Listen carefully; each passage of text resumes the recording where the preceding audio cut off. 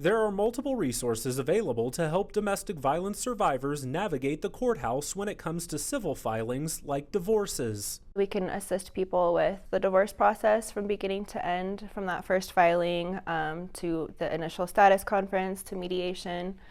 And then we can also assist with filing for protection orders, sitting with them in court. For those who haven't been to the courthouse before, it can be an intimidating experience. The courthouse is huge, and people don't always know where to go. They don't always know what form they need. They don't know how to fill out the actual forms. The forms themselves are overwhelming. It's a lot of legal jargon.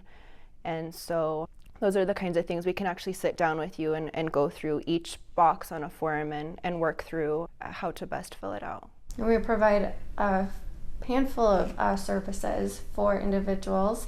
We provide legal advocacy, community advocacy, and therapy services as well. And there are plenty of other external resources available to help DV survivors too, like Project Safeguard. All of our services are free. There's never any cost, and there is no income requirement. So regardless of a survivor's income, they can access our services. Project Safeguard has licensed attorneys on staff to help people with divorce filings, and for those who just need someone to talk with, their services are confidential. When someone works with one of our victim advocates, we're actually required by a number of different laws to keep all of that information confidential unless we get a release of information from the victim. When someone comes to us and they hear that we really understand, that we aren't judging them, that we get what it takes to come in and ask for our services, or we can say,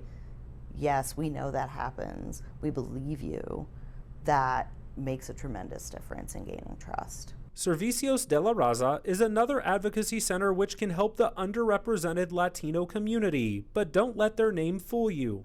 There's a big misconception that we only serve Latino community.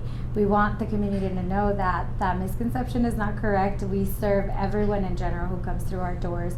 About 60% of their clientele involves DV survivors, some of whom turn to this center for help when they don't necessarily want to go to the police first. I feel like the Latino community are kind of scared of coming to law enforcement just because of their immigration status or deportation. So I feel like I've always had a passion for helping individuals. I personally have gone through a divorce myself, and I can tell you it was one of the hardest things, even having all the knowledge and knowing everything that I have ever gone through. And so if I felt frustrated and felt defenseless and felt like I didn't have a voice or a vote during that process, I can't even imagine my victims who don't know the language or don't know their rights.